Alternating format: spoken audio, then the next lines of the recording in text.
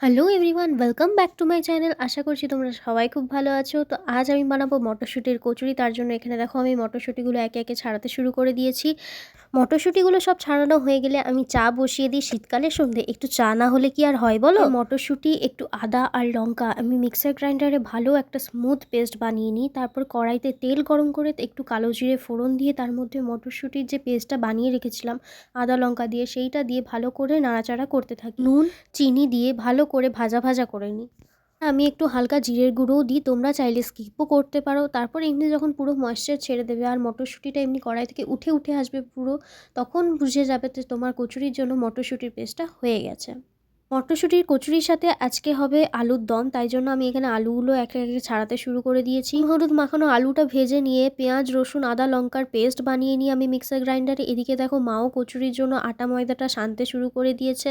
তারপরে প্রেশার কুকারে আমি তেল গরম করে হালকা জিরে ফোড়ন দিয়ে কাঁচা পেঁয়াজগুলো তেলের মধ্যে দিয়ে দিই। আর তারপরে এদিকে দেখো মাও লেচি কাটতে শুরু করে দিয়েছে। এরকম কর্নার গুলো শুধু এরকম গোল গোল ঘোরাতে হবে আর তার মধ্যে মটরশুঁটির পুরটা ভরে ভালো করে মুড়ে নিতে হবে, একটুও যেন বাইরে না আসে। বাইরে এলেই কিন্তু তেলের মধ্যে দিলেই কচুরি থেকে সব মটরশুঁটি বেরিয়ে যাবে। তো ভালো করে তোমাদেরকে এরকমভাবে দেবে দেবে মুড়ে নিতে হবে। পেঁয়াজগুলো ভাজা ভাজা হয়ে গেলে এখানে আমরা আদা রসুন আর পেঁয়াজের যে পেস্টটা বানিয়েছিলাম সেইটা এখানে দিয়ে দেবো, দিয়ে ভালো করে ভাজা ভাজা করে নেব।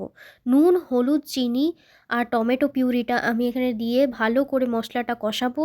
তারপর আমি একটু জিরে ধনে গুঁড়োও দিয়ে দিয়েছিলাম, দিয়ে ভালো করে মশলা থেকে তেল ছেড়ে দিলেই আমি এখানে ভাজা আলুটা যেটা রেখেছিলাম সেটাও দিয়ে ভালো করে মশলাটা কষিয়ে নেব। তারপর এর মধ্যে জল দিয়ে লাস্টে মটরশুঁটিগুলো দিয়ে দুটো হুইসেল দিয়ে নামিয়ে নেব। আমার মা দেখো আলতো হাতে কচুরিগুলো বেলে নিচ্ছে আর এদিকে আমি তেল গরম করে ছাঁকতেও শুরু করে দিয়েছি। কত সুন্দর ফুলছে দেখো।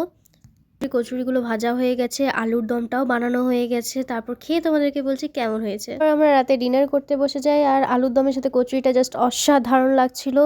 তো আজকের আমার এই দুটো রেসিপি, কচুরি আর আলুর দমের রেসিপি কেমন লাগলো অবশ্যই কমেন্ট সেকশনে জানিও। ভালো লাগলে like comment share and subscribe করতে একদমই ভুলো না।